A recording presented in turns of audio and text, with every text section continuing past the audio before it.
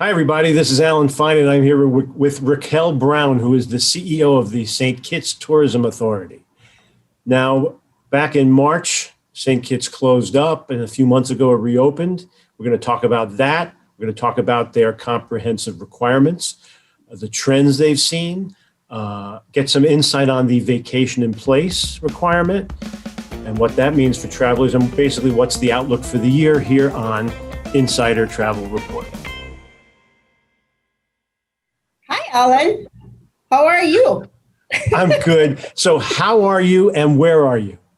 Well, I am in St. Kitts. It's warm. It's a very bright day. I hope your 75,000 followers are not experiencing a snowstorm because we've been seeing quite a bit of that activity, and sorry that they are not coming to St. Kitts. But I'm in my office, and it actually overlooks or is very near to Port Zante where all the cruise ships come in. So we're here in a nice, I would say 78, 80 degrees, very cool St. Kitts day in winter. So you don't have to have the air conditioner on? I do have it on a little bit, but my windows are also open because, we do the whole social distance day.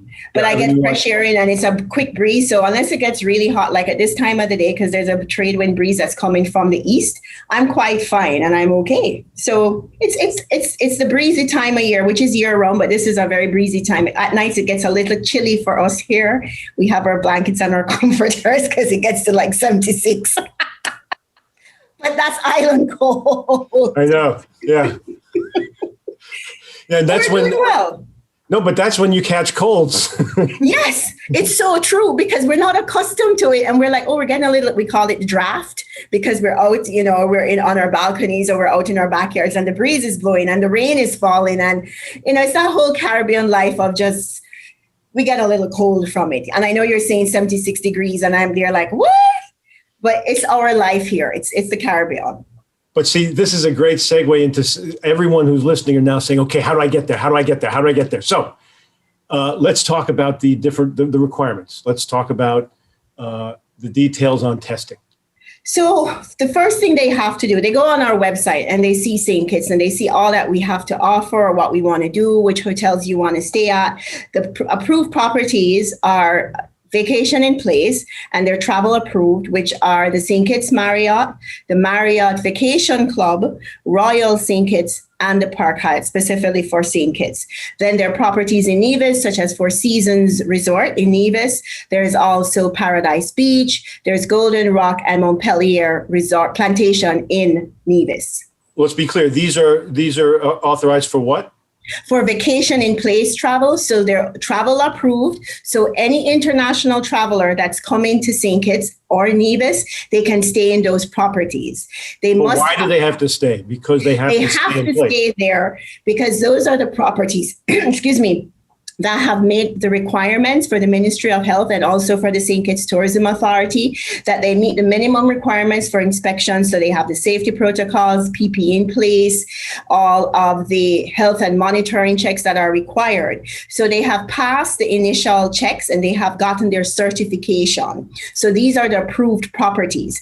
Properties that are not travel approved will not have the travel approved seal on our website. Or if they were to speak to a travel agent, they would say, no, they're not travel approved. So travel approved seal, it's a little suitcase and it says St. Kitts and Nevis in it. For the year 2021, that's what it is. Once you choose your property, you must go on the website, knatravelform.kn. You go on there and you upload all of your biographic data. You have to also include the property that you're staying at because they are going to verify that you're actually staying at this property for the time that you said you're coming into St. Kitts and Nevis. Then you're required, you can do this at any point in time, but you are required 72 hours within your travel window to submit your nasal pharyngeal RT PCR test to upload it, and it must be negative, and it has to be that test. We do not accept rapid tests. We do not accept home tests.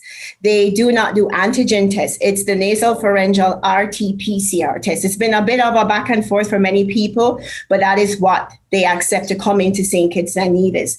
Once it's uploaded, And once you go through all they've approved you, you will actually get a travel authorization form that you will present to the airline. The airlines that are coming to St. Kitts right now it's just American Airlines at this point in time, and United Airlines. United out of Newark on Saturdays only, and out of Miami, it's a morning flight. It's AA318. It flies Wednesdays, Saturdays, and Sundays. March 6th, Charlotte should be restarting their Saturday flight, and that will be going on hopefully until the end of August. So as of right now, the U.S. carriers, that's what it is. We don't have any flights coming out of Europe or the UK, and not from Canada with what's going on in their respective source markets. So let me now catch up. So what we're saying is the strategy for picking a hotel is because you're not going to be able to travel around until certain requirements are met. So you've picked your hotel, you've gotten your required test before you've left, and now you've traveled and you've arrived. Let's pick it up from there.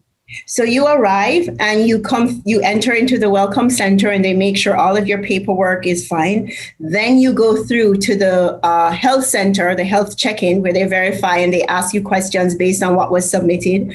Once you go through there, you go through immigration. They do your stamp, you go through customs, you collect your bags, you go through customs. When you come out of the customs hall, there are 2 kiosks there, and you must take travel approved transportation from RLB International Airport. You just can't come out and arrange for your own private driver or a family member or someone you've been here 10 years ago and you want them to pick you up. It has to be a travel approved taxi operator. They have also gone through training. Their vehicles have also creating a little tunnel or a bubble that's perfect, and we don't want to mess with it. Don't want to mess with it. The team that works up there, they're from St. Kitts Tourism Authority too. They're also dressed in their PPE. There are protocols that we must observe. And without saying, everyone's wearing masks. Everyone's wearing masks and everyone's wearing face shields, because we recognize that persons are in a space, that's the airport. They've been traveling. They're high-risk travelers, and we don't want to expose ourselves or have them exposed to anything else, because it's a very confined area and we're trying to make sure everyone is safe. And now we get on the approved vehicle. You get on the approved vehicle, the taxi operator wears their mask. There's actually a protector between the driver and the passengers. They're open air. Some of them may not, and they have the AC on, but that's understandable. But the driver will keep their windows open. You go to the hotel and you arrive. It's a travel approved hotel. Most hotels, when you arrive, it's the same procedure. Some of them may have hand washing stations at the entrance. Some of them may just have sanitizing stations. If you are, for example, the Marriott or Four Seasons, you would have been pre-checked because you would have used the virtual check-in. And Park Hyatt also, they're really encouraging that. Royal St. Kitts, it moves pretty fast. It's a traditional check-in process, but they check you in. They explain, again, what the vacation is in place. 1 to 7 days, you're not allowed to leave the property. You can order from restaurants. You can order from product services in terms of if you would like to get some hot sauce, you want to get Caribel Batik, bags, anything art, but you can't leave the property. So what the properties are doing, because we're not a traditional destination in the sense of having all inclusives, we've always been where you come, you stay, and you go out and experience the destination. Right. And that's just who we are. We've never tried to be anything else, because that's what St. Kitts is. So they've tried to, within the confines and the controls of what COVID is, there's a lot of social distancing. You're encouraged to stay within your travel bubble or your travel family group. It's very important when they're dining, they only do things by reservations. There are planned events such as barbecue events, but they're done also by reservation. So they're also managing the number of people that are attending at any one time. They do have a few events where they bring in artisans, pottery or artists, but those are by reservations. They would want to make it so that you're not in purgatory, that you're not like in jail waiting to have a vacation. You're having a vacation. These are not too shabby. These places are nice to be at. Yeah. And if you can't go to the mountain, they'll bring it to you. They'll bring it to you. They're trying to really, and it's making sure that it's safely being brought to you also. It's very different. And I know it's been a bit of a challenge because we're not accustomed to being in that place, but it takes just some time and innovation, and they're really getting good at it. And I found too, that when you really think about it, when you go on a 7-day vacation to the Caribbean, the first day you arrive, you just want to chill. The second day, you want to take in some sun. The third day, you're still taking in the sun. It's your fourth or your fifth day that you want to do something. And that is where the hotels are becoming increasingly creative. So is it a 7-day for sure, or is there a test that will allow them to leave like at the 5th day or so? So between 1 to 7 days, you really can't leave the property. That's where we are in phase 1 now, because when we opened on October 31st, we were pretty late compared to other destinations, and we wanted to manage what was happening on island. However, there are persons who are staying longer, 8 to 14. You're tested on the 7th day. And once you're negative, there's an approved tour and attraction, Brimstone Hill. It's our national fortress. But it's an historical tour that takes into account Timothy Hill, which is beautiful view. There's nothing like it. There's the Atlantic Ocean on the left side. It's a peninsula that separates the Caribbean from the Atlantic, and on the right-hand side is the Caribbean Sea, and it's beautiful. You're up there, you can take pictures. It's one of those one-of-a-kind unique experiences. And then you do a historical tour of Bastille, which is the colonial history of St. Kitts being the mother colony. It takes into account, when sugar was king, and just all of that history. And then you drive out into the countryside where you see the remnants of what old sugar plantations, chimneys, just what life used to be, and the history of intertwined with today's world, because you still see the remnants of old plantations, the chimneys and the stacks. And then you get to Brimstone Hill, which really speaks to why St. Kitts is an English colony versus it was Spanish or French. But one of the things is that it's such a beautiful fortress. It's out in the open. You can go there and take your time to do anything just relax, walk up to the top to the fortress, sit back, enjoy. You can see on a very clear day, you can see St. Martin, but if not, you can see St. Eustatius or Saba, the Dutch colony. Saba, right. Mm-hmm. Yeah. So it's a beautiful view. And because, you were probably in your hotel, you're seeing St. Kitts on that day that you're out, and then you get back to the hotel. If you're staying longer than 14 days, because we have those guests, you'll do a test on the 14th day, and once negative, you're free to integrate just into society. We have not yet got to the point where within the 1 to 7 days beyond the historical tour and Brimstone, because we're only 53,000 people here on St. Kitts and Nevis. We're the smallest independent country in the world. And yes, it's been hard for people to understand this, but when you only have 53,000 people, if we're not taking care of ourselves first, how can then we take care of our visitors? So the government has really tried to make sure to mitigate risk as much as possible. Yes, it's made it hard for us to be very competitive and attractive for persons to want to come. But the message I have to say is that when you are here, you will feel safe. You will have no care in the world to wonder what is going on. It is, yes, you have to wear a mask. It's what is required. But when you're in your travel group, you do not feel, or you're not wondering, okay, what's going to happen? This is what's happening outside. You're in an environment where there's no community spread so far, thankfully. And we've had no deaths. And it's been rigorous on us. I'm the director of tourism, the CEO of the Tourism Authority. I know that's not necessarily what we wanted to do when you see your other competitors out there and they're just rolling out hotels. But, this is COVID. This is what we're dealing with. And we really don't want to have a situation where we cannot manage. It's only 53,000 of us. Our hospitals are very well equipped. Thankfully, we've had no one that has had, or not more than I think 2 people that had to be admitted. Most persons that have had COVID have remained in isolation. So we've been managing it. And I think to some degree, we don't have the response to numbers like other people. So when we still get a COVID case, we're like, oh, another person has COVID. We're still in that. Oh, yeah. Another person, because we only have 40 people, 2 are still in recovery. So for us, we're not in the numbers of, 12 people. No, if we had 12 people, I think all of us would say, okay, it's time to go home. We have to lock down.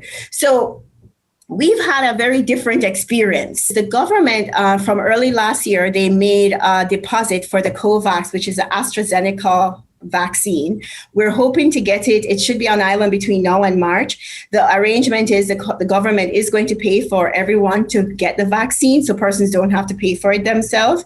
I think it will provide more opportunities for persons to be more involved in tourism and for tourism to open up more. And I think that's what it will do. I think with what's happening with the variants and just not knowing, I think it puts everyone on edge. So what it will do, not that it prevents it, we all know, but it would help us to have a stronger society to deal with it. And I think that's where the Ministry of Health and the CMO really want to go.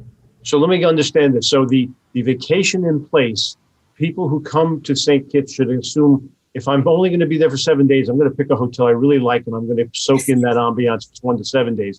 7 to 14 days is another experience where there's a little bit of travel, as long as it's a bubble that you have approved. And then after 14 days, you're on your own. You're on your own. We've had persons who have come and stayed at the Marriott, and after 14 days, well, they were only here for 14 days. They've extended their stay, but you don't stay in a vacation in place property. So they, for example, went to Hamilton in Nevis because they wanted to stay longer. But one of the things that I've come to appreciate is that to that very thing, persons who are like, oh my God, it's so much struggle to get here. When they are leaving, they're like, oh my God, this was just so worth it. I was here and I didn't have to wonder about anything. I didn't even have to think twice. The hotel staff are great. They're following all the protocols. I never once felt threatened that I was exposing myself. And we were talking about how these rules that we stated earlier, they sound so complicated, but when you actually do them in retrospect, they weren't so bad. No. And even for me, I will admit, I'm like, oh, no one is ever going to come here. But I have seen it where visitors are actually quite happy. They're quite pleased. And it's so funny. We had a couple come in on Saturday, and they were flying from Chicago, and they were within the 72 hours. But because they overnighted, the kids were approved, but American wouldn't allow them to get on the plane. This is their wedding anniversary, and they chose St. Kitts. So Johnny calls me at like 7:30 in the morning. I'm like, okay, what could be going on at 7:30 on a Saturday morning? The flight doesn't leave till 11. What's going on? She explains to me. I'm like, okay. I called the American Airlines manager. We started out, and they're coming. And I said, these are the things that make St. Kitts a little nice. We're small and special. And when they came, I made sure to tell the team, please, when they're coming out of the airport, can you just make sure that they're fine and everything went okay? And, if they need anything, and, they were just like, wow. But those are the simple things that you get to go the extra mile. And I always say a person who decides to come to St. Kitts or to go to Nevis, it's a very conscious decision. It was not driven by seeing a price of $6.99, 5 days, 4 nights. They chose us because they went and they saw St. Kitts on our website, or someone told them about St. Kitts. And they've developed a really warm, intimate connection with us, even through social. And so they're coming to experience it. And we have to make sure that in this bubble of COVID, we make them feel that choosing St. Kitts was worth it. And if they ask a question 50 million times, we answer 50 million times. Okay. We just have to. So now they've had this great vacation. It's been up to 14 longer days. And now they want to come back to the United States. They have certain requirements. How are you helping American travelers to re-enter the United States? So it's interesting. Before the United States required you to do the test 72 hours before, we actually started doing it in the first week of December for persons who were traveling 1 to 7 days. The reason why, and I'll be very honest, is we wanted the destination, the government, Ministry of Health, CMO, did not want to put people on a plane that we were not sure of their status and creating a further health challenge with the pandemic. So if you were actually staying in St. Kitts 1 to 7 days, you had to be tested before you traveled again. Now, with the requirement in place 72 hours before, it's a go. But we were doing it before the CDC put it in place. And in fact, at the end of December, it was required for all travelers, whether you're a national or not. You had to do the test 72 hours before, whether it was 1 to 7 days. You've been here since last year before the lockdown. So everyone has to do the test before. I haven't done my test yet, so I have no idea what a COVID test is like. I only hear it's up in your nose, your eyes, all over. But we've done it that way, and it has helped us because there are persons who actually arrive negative. on their departure, when they did the test, we found out we don't put them on the plane. It's our responsibility. And I think it was a good way of managing, just not adding to the pandemic. You just don't need one additional person out there with it. So right now, let's talk about trends. How's it been picking up? What's the future look like? I mean, and the other side is under tourism, over tourism. You want to hit a happy medium. So what's your opinion on that? It's really weird, and I'll say this. St. Kitts for me was always a great balance. We grew a word that people don't like, cruise tourism, because I'm not sure if you know, 2004 was when St. Kitts officially ended sugar as the main industry. 2004, when the WTO ruled. And so we're dealing with a very young tourism sector in St. Kitts. Even Nevis was way ahead because in the mid 1990s, the Four Seasons opened.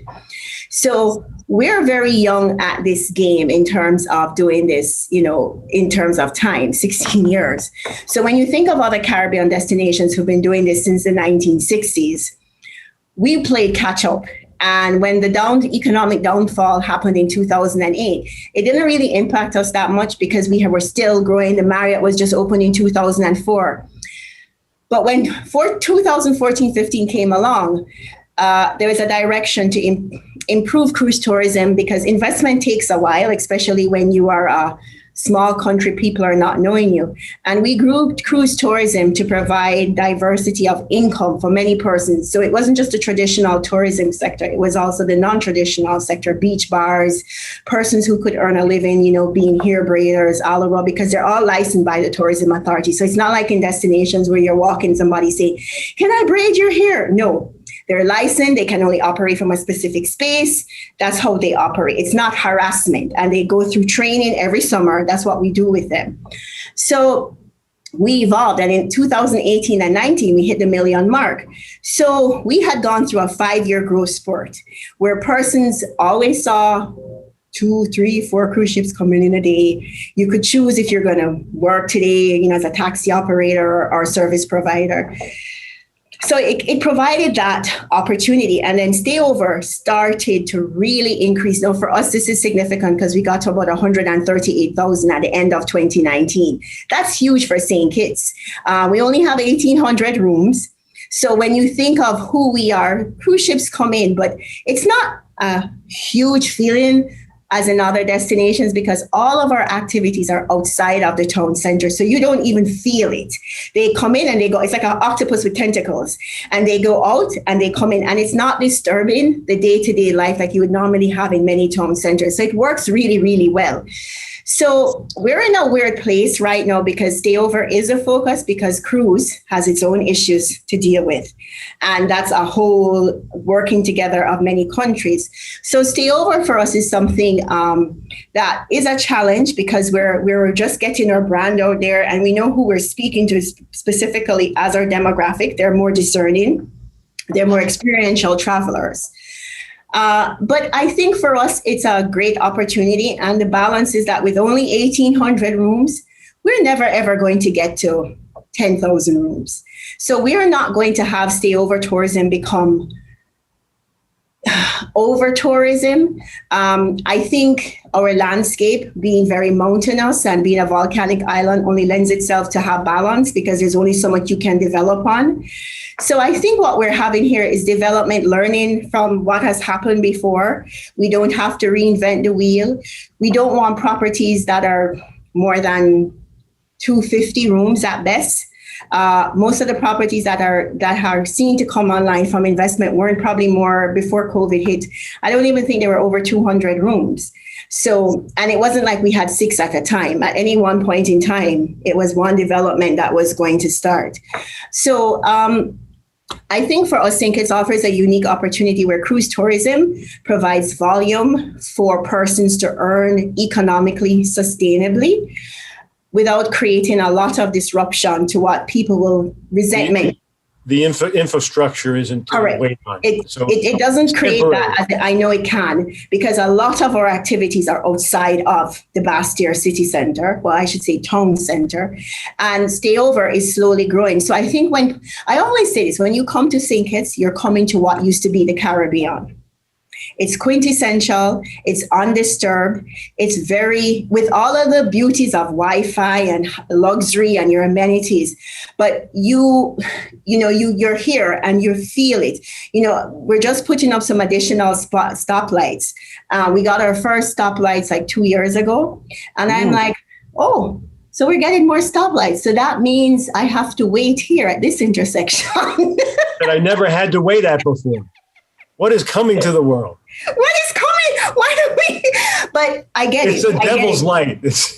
I know for someone else having stoplights isn't a big deal, but for us, it's a big deal. No, it's a good barometer for us to understand what's actually happening. Yeah, it's quaint, and it's not that it's not a lot of traffic like what you're used to, but for us, it's a change, and it means that things are happening, development is happening, but it's not happening at the pace where you feel like it's over tourism. You don't want to go here because too many people are in your way. Before COVID, you never felt like there were so many people and you had to be rushed to get on even if you came in on a cruise ship tour, you would be rushed to go and take a tour at this time because somebody else will be there and you have to rush to go to the beach. We really offer the opportunity for you to see a destination, for all that you wanted to experience, have that, but then also to say, let me take a laid back moment. And I think that's why we're truly still the Caribbean. So the traveler gets to benefit from the fact that St. Kitts came into the tourism business so late. It's a trip back in time. Yes, but with the niceties of the 21st century, because people want free Wi-Fi. I know. Yes. Yes, they do. Well, I want to be able to talk to you like we are right now. You want to take your picture, talk to your family and say, look at the beach. This is where I am. So all of those things are there. And I think that's what makes persons, when they actually come here, it's so charming. It really charms you because you go to people travel a lot that have been here, but there's still a bit of charm to it that you're like, wow, I can do this. So when they actually are in vacation in place because of being cooped up and, the restrictions, they come here, they're laid back and they're just like, I'm enjoying this. I actually need to probably lay back for 7 days. I probably don't need to check my emails every hour. And I think that's where our vacation in place, it is safe. They don't have to worry. It may not appeal to everyone, but I truly do think when you come, you are going to disengage and get your body recharged, your family recharged, and just re-energized to go back. I keep telling work there's no Wi-Fi, but it's really good here. Shh, don't tell anyone. I'm on a Zoom call, but I can't show because it's fuzzy. The connection isn't going to work, so no video. Raquel, thank you for talking to us. You sound like you're doing it the right way. So we wish you well, and we wish to see you soon. Thank you so much, Alan, and take care. And to all your followers, I hope to see you soon. We hope to see you soon. And this is Alan Fine for Insider Travel Report.